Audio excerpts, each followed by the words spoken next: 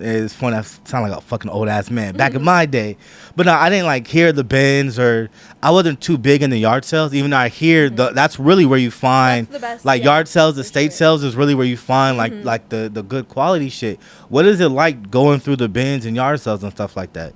Um, I think a lot of people hate it because it's more complicated to like find things if you don't know, if you don't have the eye for it, if you can't feel, the difference between fabrics and stuff. Right. It's something you definitely learn. It wasn't something that I just like was able to do immediately, but once I started going to the Goodwill bins, I definitely got into knowing clothes a lot better, just because you have to feel it, you have to look for it, and knowing patterns, textures, all of that is so important.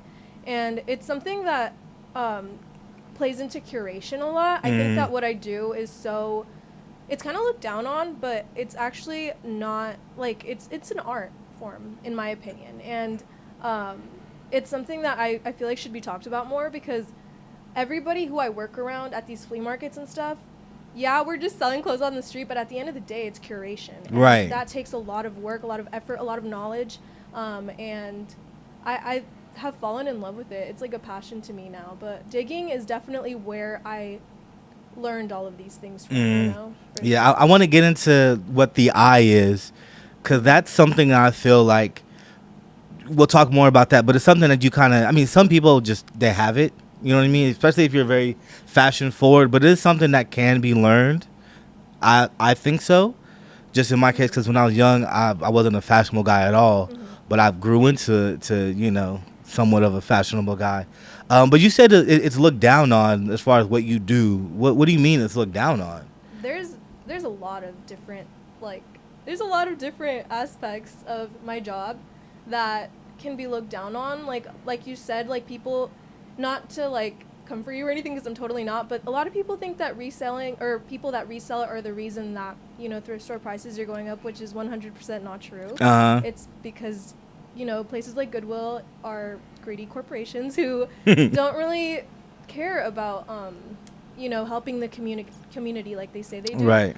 But also just because inflation, there's a lot of reasons that we could, bring up, but they want us to blame resellers, and that is like a big reason that I think we're looked down on. And also, it's not considered art, and in my eyes it has always been an art form, like I said. And I just think that when you're going to buy something from someone's shop, even at just a flea market, you're buying from a curation that they've personally taken so much time to put together, and they're styling you. At the end of the day, somebody who is a curator, whether it's vintage or secondhand or luxury, anything, Right. is curating the style for you, and styling you, so that you don't have to go out and do the hard work yourself. Because even me, I go out to a thrift store and I don't find anything, like, Yeah, there's days it where happens every day. Like, you don't every find day shit. I can hit one thrift store that I'm not going to come out with anything, So, like, I just feel like it's really important that we talk about why this is an art.